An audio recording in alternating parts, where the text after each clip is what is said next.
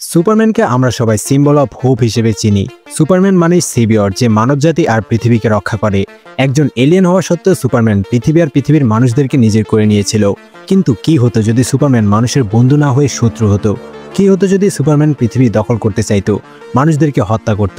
সুপারম্যানের সেই alternate what if story আমরা আজকের এই মুভিতে দেখতে পারবো, যেখানে ছোট থাকতে সে তার শক্তি সম্পর্কে জেনে যাবে আর একে একে হাজারো মানুষকে হত্যা করবে।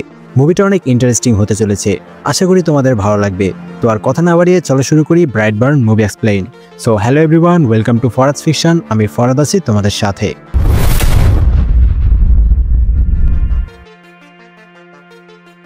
ম্যান অফ স্টিল মুভিতে কাল-এল মানে সুপারম্যানের আসল বাবা মা ক্রিপ্টন নামের একটা প্ল্যানেট থেকে একটা পডে করে পৃথিবীতে পাঠিয়েছিল। পৃথিবীতে এক দম্পতি কাল-এলের পড খুঁজে পেয়েছিল, তারা ছোট্ট কাল-এলকে অ্যাডপ্ট করে নিয়েছিল। তেমনি এই মুভিতেও 2006 সালে ব্রাইটবার্ন শহরের উপরে একটা মেটিওর এসে পড়ে। তখন কাইল আর টরি নামের এক কাপল সেই মেটিওরটাকে পড়তে দেখে। মেটিওরের কাছে গিয়ে তারা একটা স্পেসশিপ খুঁজে পায়, যাতে একটা ছোট্ট নবজাতক শিশু ছিল। কাইল আর টরি নিজেদের কোনো সন্তান জন্ম হয়নি, তাই তারা বাচ্চাটাকে নিজেদের সন্তানের মতো করে বড় করতে শুরু করে। তার নাম রাখে ব্র্যান্ডন। ধীরে ধীরে ব্র্যান্ডন বড় হতে থাকে, তাদের একটা সুখী পরিবার গড়ে ওঠে। ব্র্যান্ডন স্কুলে খুবই ইন্টেলিজেন্ট স্টুডেন্ট হয়ে ওঠে, তবে সে সবসময় বুলিদের দ্বারা বুলিংয়ের শিকার হতো। তখন তার ক্লাসের একটা মেয়ে ক্যাটলিন তাকে সান্ত্বনা দেয়। এতে ব্র্যান্ডনের মনে ক্যাটলিনের জন্য একটা সফট কর্নার তৈরি হয়। একদিন রাতে ব্র্যান্ডন যখন ঘুমাচ্ছিল, তখন ব্র্যান্ডন কিছু কণ্ঠ শুনতে পায়, যেন কোনো এলিয়েনের কণ্ঠ, আর তারা নিজেদের ভাষায় কিছু বলছে। ব্র্যান্ডন অস্বাভাবিক হতে শুরু করে। এরপর মন্ত্রমুগ্ধের মতো তাদের গুদাম ঘরের দিকে চলে যায়। এদিকে ব্র্যান্ডনের মা টরি কোনো কিছু সাউন্ড শুনে গুদাম ঘরের দিকে যায়। সেখানে গিয়ে দেখতে পায় ব্র্যান্ডন গুদাম ঘরের বেসমেন্টের দরজা খোলার চেষ্টা করছে। মূলত ব্র্যান্ডন যে স্পেসশিপে করে এসেছিল, সেই স্পেসশিপটাকে কেল আর টরি মানে ব্র্যান্ডনের বাবা মা এখানে লুকিয়ে রেখেছে, যাতে ব্র্যান্ডন এসব সম্পর্কে না জানে আর সাধারণভাবেই বড় হয়ে ওঠে। টরি ব্র্যান্ডনকে ধরলে ব্র্যান্ডনের হুঁশ ফিরে আসে। ভয় পেয়ে সে তার মাকে জড়িয়ে ধরে। টরি তাকে তার রুমে নিয়ে শুইয়ে দেয়। তবে টরি কেলের থেকে বিষয়টা এড়িয়ে যায়। কেলকে জানায় ব্র্যান্ডন স্লিপ ওয়াক করেছিল, তেমন কিছুই হয়নি। পরদিন ব্র্যান্ডন ঘাস কাটার জন্য লন মোয়ার মেশিন চালু করার চেষ্টা করছিল। কয়েকবার চেষ্টা করার পর হঠাৎ সেই মেশিনটা ব্র্যান্ডনের হাত থেকে ছুটে অনেক দূরে গিয়ে পড়ে। সে অবাক হয়ে সেই মেশিনটার কাছে যায়। তখন সে আবারও কিছু ভয়েস শুনতে পায়, যেগুলো তাকে কিছু বলছিল। ব্র্যান্ডন বুঝতে পারে তার মাঝে কোনো ধরনের সুপারন্যাচারাল শক্তি আছে। শক্তি চেক করার জন্য সেই মেশিনের চলন্ত ব্লেডে হাত দিয়ে দেয়। এতে ব্লেডগুলো বেঁকে গেলেও ব্র্যান্ডনের হাতের কিছুই হয় না। সে তার মধ্যে থাকা সুপার পাওয়ারের সম্পর্কে অবগত হয়ে যায়। ব্র্যান্ডনের 12তম জন্মদিনে তার বাবা মা আর আন্টি ম্যারিল এবং আঙ্কেল নোয়া মিলে উদযাপন করছিল। বার্থডে প্রেজেন্ট হিসেবে ব্র্যান্ডনের আঙ্কেল নোয়া ব্র্যান্ডনকে একটা শিকার করার বন্দুক দেয়। তবে কেল এতে আপত্তি জানায়। মাত্র 12 বছরের একটা ছেলেকে সে বন্দুক দিতে চায় না, তাই সে বন্দুকটাকে নিজের কাছে রেখে দেয়। তবে প্রথমবারের মতো ব্র্যান্ডন তার বাবার সাথে উচ্চস্বরে কথা বলে। সে তার বাবাকে রাগ দেখিয়ে বন্দুকটা তাকে দিয়ে দিতে বলে। এতে কেল সহ বাকিরা হতবাক হয়ে যায়। ব্র্যান্ডনের খারাপ ব্যবহার করার কারণে তারা বাড়িতে ফিরে আসে। কেল আর টরি বুঝতে পারে ব্র্যান্ডনের মধ্যে পরিবর্তন আসছে। সে আগে অনেক শান্তশিষ্ট ছিল, কিন্তু এখন বদলে গেছে, রাগী হয়ে গেছে। তবে তারা ভাবে ব্র্যান্ডন ধীরে ধীরে বড় হচ্ছে, তাই তার মধ্যে এমন ধরনের পরিবর্তন আসছে যা বয়সন্ধিকালে স্বাভাবিকভাবেই ঘটে থাকে, তাই তারা ব্যাপারটাকে নর্মালি নেয়। পরদিন সকালে নাস্তা খাওয়ার সময় কেল দেখতে পায় ব্র্যান্ডন একটা কাঁটা চামচ মুখে নিয়ে অন্যমনস্ক হয়ে কামড়াচ্ছে। মুখ থেকে বের করে দেখতে পায় চামচের কাঁটাগুলো বাঁকা হয়ে গেছে। কেল টরিকে এই ব্যাপারে বলতে গেলে টরি কেলকে ব্র্যান্ডনের ব্যাডের নিচে থাকা কিছু ছবি দেখায়। তারা ভাবে ব্র্যান্ডন এখন বড় হচ্ছে, তাই তার মধ্যে এইসব ব্যাপারে আগ্রহ বাড়ছে। কিন্তু সেখানে মানুষের অর্গানের কিছু ছবি ছিল, সেগুলো দেখে তারা অনেকটা অবাক হয়ে যায়। এরপর যখন তারা ক্যাম্পিংয়ে যায়, তখন কেল ব্র্যান্ডনকে গুপ্তজ্ঞান দিতে শুরু করে। কেল ভেবেছিল ব্র্যান্ডনকে গুপ্তজ্ঞান দেওয়ার এখনই সময়, কিন্তু এতে উল্টো ঘটনা ঘটে। রাতের বেলা ঘুম ভেঙে গেলে টরি দেখতে পায় ব্র্যান্ডন ক্যাম্পে নেই। এদিকে ব্র্যান্ডনের সেই ক্লাসমেট যে ব্র্যান্ডনের সাথে ফ্রেন্ডলি ছিল, সে অস্বাভাবিক কিছু ফিল করে। হঠাৎ করে তার ল্যাপটপটা চলতে শুরু করে। সে উঠে ল্যাপটপটা বন্ধ করে দেয়, কিন্তু ফিরে তাকালে আবারও চলতে শুরু করে। আবারও ল্যাপটপটা বন্ধ করে দিয়ে ভয় পেয়ে ক্যাটলিন তার মাকে ডাক দেয়। তখন ক্যাটলিন জানালার পর্দার পিছনে ব্র্যান্ডনকে দেখতে পায়। তখনই ক্যাটলিনের মা এরিকা সেখানে চলে আসে। ক্যাটলিন তার মাকে জানায় সে ব্র্যান্ডনকে দেখেছে, তবে এরিকা পর্দা সরিয়ে কাউকেই দেখতে পায় না। এই ঘটনায় ক্যাটলিন অনেক ভয় পেয়ে যায়। এদিকে ব্র্যান্ডনকে খুঁজে না পেয়ে কেল আর টরি জঙ্গলে ব্র্যান্ডনকে খুঁজতে শুরু করে। হঠাৎ করে ব্র্যান্ডন টরির সামনে চলে আসে। ব্র্যান্ডন বলে সে বাথরুমে গিয়েছিল। এরপর একদিন স্কুলে টরি ব্র্যান্ডনকে কিছু ক্রিপি ড্রয়িং করতে দেখে। টরিকে দেখে ব্র্যান্ডন তার নোটবুকটা লুকিয়ে ফেলে। রাতের বেলা কেল তাদের মুরগির ফার্ম থেকে মুরগিগুলোর চিৎকারের আওয়াজ শুনে ভাবে বন্য নেকড়ে এসে হয়তো মুরগিগুলোকে খাওয়ার চেষ্টা করছে। তাই কেল বন্দুক নিয়ে ফার্মের কাছে আসে। এসে দেখতে পায় ব্র্যান্ডন মুরগিগুলোর দিকে তাকিয়ে আছে। কেল ব্র্যান্ডনকে ঘরে চলে যেতে বলে। আবার এসে কেল ঘুমিয়ে পড়লে কিছুক্ষণ পর আবারও মুরগিগুলো চিৎকার শুনতে পায়। এবার গিয়ে দেখতে পায় সবগুলো মুরগি সেখানে রক্তাক্ত অবস্থায় মরে পড়ে আছে। কেল টরিকে ডেকে নিয়ে এসব দেখায় আর বলে এটা কোনো ন্যাকড়ের কাজ না, ন্যাকড়েদের পক্ষে তালা ভেঙে ভিতরে ঢুকে এভাবে মুরগিগুলোকে হত্যা করা সম্ভব না। কিন্তু টরি কেলের কথায় বিশ্বাস করে না। টরি বলে এটা ন্যাকড়েরাই করেছে। পরদিন স্কুলে ট্রাস্ট বিল্ড করার জন্য ব্র্যান্ডনের ক্লাসের সকলকে নিয়ে একটা খেলা হচ্ছিল। একজন মাঝে থেকে অন্যদের উপর পড়বে আর অন্যরা তাকে ধরে ফেলবে। এভাবে যখন ব্র্যান্ডনের টার্ন আসে তখন ব্র্যান্ডন তার ক্লাসমেটদের দিকে ঝুঁকে যাচ্ছিল আর তারা ব্র্যান্ডনকে ধরছিল। কিন্তু সেই মেয়েটা মানে ক্যাটলিন যে মাঝরাতে তার রুমে ব্র্যান্ডনকে দেখেছিল সে ভয় পেয়ে ব্র্যান্ডনকে ধরেনি। এতে ব্র্যান্ডন নিচে পড়ে যায়। ক্যাটলিন ব্র্যান্ডনকে পারভার্ট মানে বিকৃত মস্তিষ্কের মানুষ বলে।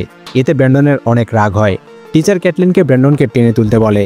ক্যাটলিন বাধ্য হয়ে ব্র্যান্ডনের দিকে হাত বাড়ায়। তখন ব্র্যান্ডন জোরে চাপ দিয়ে ক্যাটলিনের হাত ভেঙে ফেলে। এই ঘটনার পর ক্যাটলিনের মা এরিকা প্রিন্সিপালের কাছে বিচার নিয়ে আসে। সেখানে শহরের শেরিফ মানে পুলিশ অফিসারও উপস্থিত ছিল। এরিকা জানায় এর আগেও ব্র্যান্ডন মাঝরাতে ক্যাটলিনের রুমে গিয়েছিল। ব্র্যান্ডনের কোনো মানসিক সমস্যা আছে। এরিকা ব্র্যান্ডনকে গ্রেপ্তার করার জন্য বলে। এটা শুনে টরি বুঝে যায় যেদিন ক্যাম্পিংয়ে মাঝরাতে ব্র্যান্ডনকে পাওয়া যাচ্ছিল না সেই সময় ব্র্যান্ডন ক্যাটলিনের কাছে গিয়েছিল। প্রিন্সিপাল ব্র্যান্ডনকে শাস্তিস্বরূপ 2 দিনের জন্য সাসপেন্ড করে দেয়। সেদিন রাতে আবারও ব্র্যান্ডন কিছু কণ্ঠস্বর শুনতে পায়। এতে ব্র্যান্ডন মন্ত্রমুগ্ধ হয়ে যায়।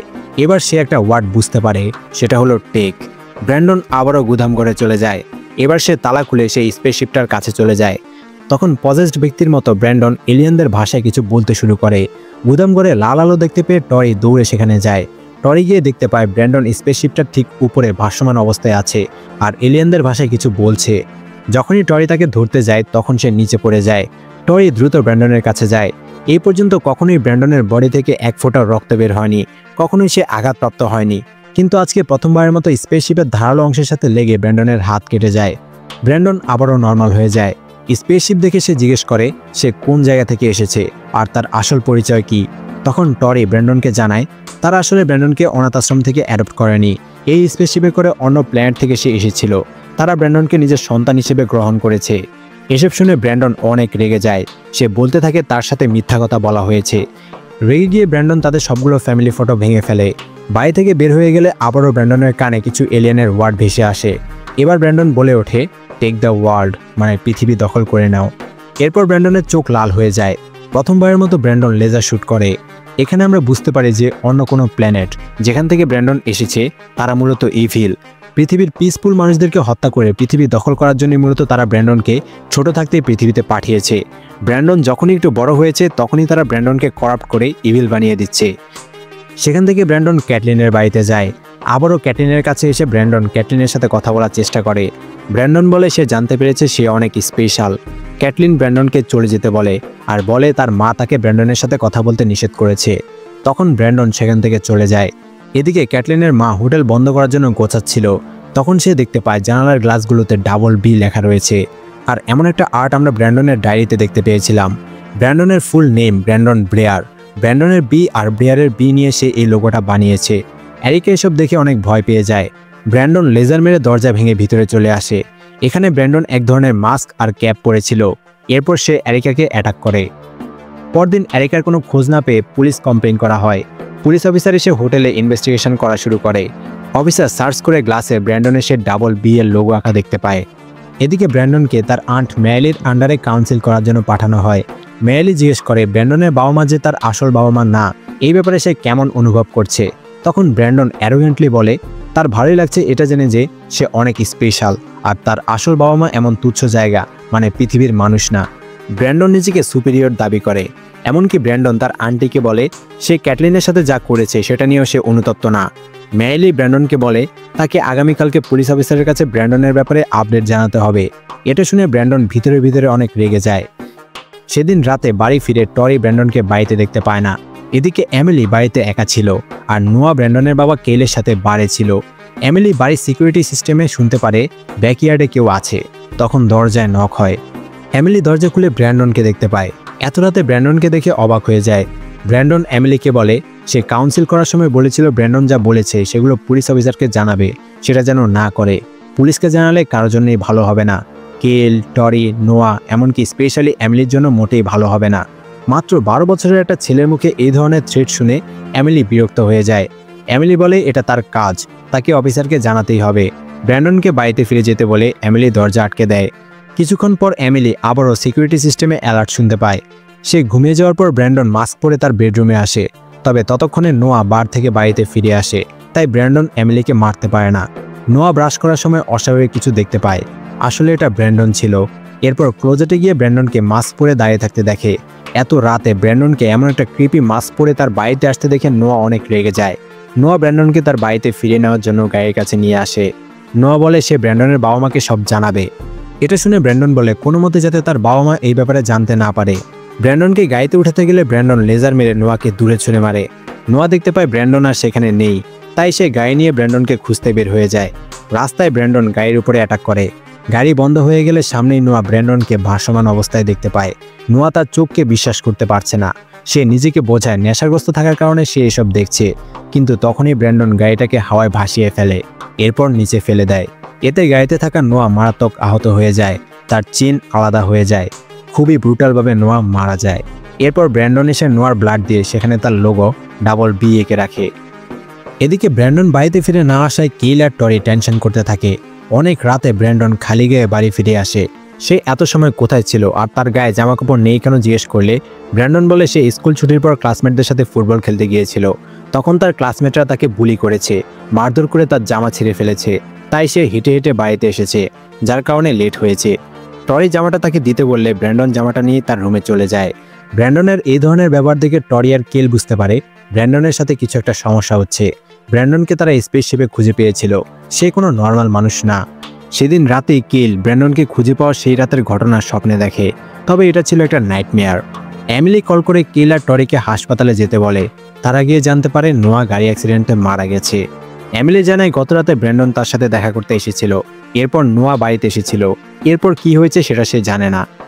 পরদিন সকালে টরি আর কেল ব্র্যান্ডনকে তার আঙ্কেল নোয়ার মৃত্যুর খবর জানায়, কিন্তু এতে ব্র্যান্ডন কোনো রিয়াকশন দেয় না, যেন এটা খুবই স্বাভাবিক একটা ব্যাপার। কেল রেগে গিয়ে জিজ্ঞেস করে গত রাতে সে এমিলিদের বাড়িতে গিয়েছিল আর এরপরই নোয়া অ্যাক্সিডেন্ট করে মারা গেছে। এর আগেও সে মাঝরাতে ক্যাটলিনের বেডরুমে গিয়েছিল, সে কিছু একটা লুকাচ্ছে। তবে টরি এখনও ব্র্যান্ডনকে ডিফেন্ড করতে থাকে। ব্র্যান্ডন উঠে চলে যেতে চাইলে কেল তাকে আটকে জিজ্ঞেস করে সে নোয়ার সাথে কি করেছে। নোয়া তার বন্ধু ছিল। জোরাজুরির মাঝে ব্র্যান্ডন কেলকে ধাক্কা দেয়, এতে কেল ছিটকে গিয়ে পড়ে। মাত্র 12 বছরের একটা ছেলে কেলের মতো একজন স্ট্রং মানুষকে এত জোরে ধাক্কা মেরেছে, এটা দেখে তারা অবাক হয়ে যায়। কেল গিয়ে ব্র্যান্ডনের রুমে খুঁজে সেদিনের জামাটা খুঁজে পায়। দেখতে পায় জামাতে রক্ত লেগে আছে। কেল টরিকে জামাটা দেখিয়ে বলে ব্র্যান্ডনই নোয়াকে মেরেছে, কিন্তু টরি এখনও মানতে চায় না ব্র্যান্ডন এসব করতে পারে। সেদিন রাতে কেল টরিকে বলে সে ব্র্যান্ডনকে নিয়ে শিকার করতে যাবে, একসাথে কিছু সময় কাটাবে যাতে ব্র্যান্ডন বুঝতে পারে তার বাবা তাকে ভালোবাসে। পরদিন তারা শিকার করার জন্য বের হয়ে যায়। এদিকে সেই অফিসার টরির কাছে এসে মার্ডার স্পটে পাওয়া সেই BB চিহ্ন দেখে জিজ্ঞেস করে এমন কিছু আগে কোথাও দেখেছি কিনা। যদিও টরি আগেই ব্র্যান্ডনের ডায়েরিতে এমন কিছু দেখেছে, কিন্তু অফিসারকে সে জানায় না। অফিসার চলে গেলে টরি ব্র্যান্ডনের রুমে গিয়ে সেই ডায়েরিটা বের করে। সে দেখতে পায় ডায়েরির উপরে BB লোগো আঁকা আর ভিতরে অনেকগুলো ক্রিপি ড্রয়িং আঁকা। এই পর্যন্ত ব্র্যান্ডন যেভাবে মার্ডার করেছে সেই সব ড্রয়িং সে এঁকে রেখেছে। এসব দেখে টরি অনেক ঘাবড়ে যায়। এদিকে কেল বুঝতে পারে ব্র্যান্ডন কোনো সাধারণ মানুষ না, সে নোয়া এবং ক্যাটলিনের মাকে হত্যা করেছে। তাই কেল পিছন থেকে ব্র্যান্ডনের মাথায় গুলি করে, কিন্তু বুলেট লেগেও ব্র্যান্ডনের কিছুই হয় না। এরপর ব্র্যান্ডন তার মাস্ক পরে আসে। ব্র্যান্ডন কেলের চোখে লেজার মেরে কেলকে মেরে ফেলে।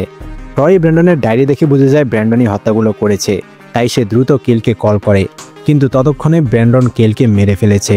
ব্র্যান্ডন কল ধরে বলে সে কেলকে মেরে ফেলেছে আর এখন সে বাড়িতেই আছে। ব্র্যান্ডন তখন বাড়ির আকাশে ভাসমান ছিল।